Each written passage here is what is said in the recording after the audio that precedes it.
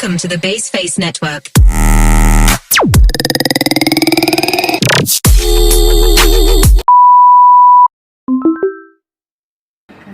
Assalamualaikum warahmatullahi wabarakatuh. Saya Huzulia Mirza Zahra. Saya Nadifa Rizky Aprilia. Kami dari kelompok 1 ingin menjelaskan tentang pendahuluan manajemen sumber daya manusia. Sebelum menjelaskan pendahuluan manajemen sumber daya manusia, saya akan menjelaskan pengertian manajemen sumber daya manusia. Apa sih pengertian manajemen sumber daya manusia? Manajemen sumber daya manusia adalah sebuah organisasi atau lembaga publik yang menganggap sumber daya manusia merupakan aset penting.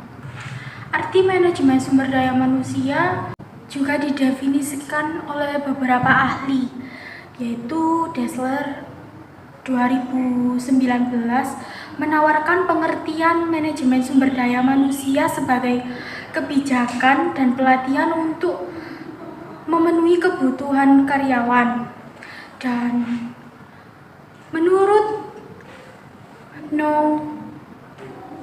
Hollenbeck, Gerhard dan Frick 2020 menegaskan bahwa manajemen SDM adalah kombinasi kebijakan, praktik, dan sistem yang mempengaruhi kebiasaan, perilaku, dan kinerja karyawan dan aktivitas organisasi. Konsep dasar manajemen sumber daya manusia.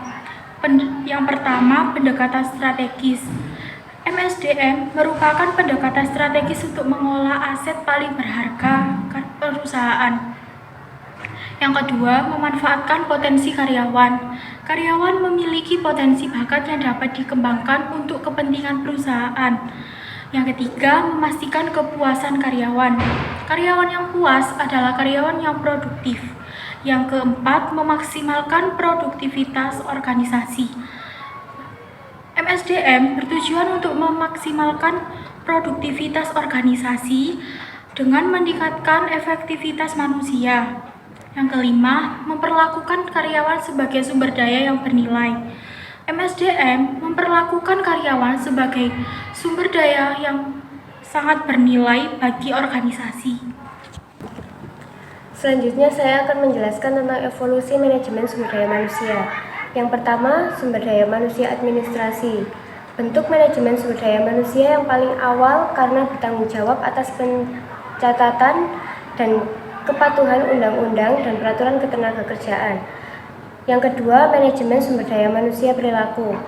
Manajemen sumber daya perilaku berfokus pada aspek perilaku mengolah karyawan. Yang ketiga, strategi manajemen sumber daya manusia.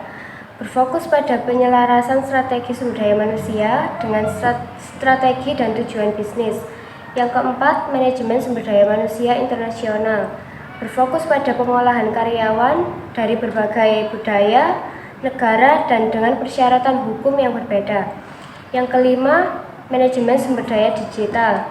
Mencakup penggunaan sistem informasi, sumber daya manusia, rekrutmen daring, pembelajaran elektronik, media sosial, dan analitik data untuk memperbaiki pengembalian keputusan dan mengoptimalkan pengalaman karyawan. Fungsi manajemen sumber daya manusia.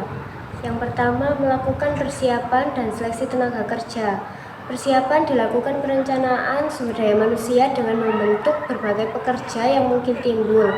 Sedangkan seleksi tenaga kerja merupakan suatu proses menemukan tenaga kerja yang tepat dari sekian banyak calon kandidat.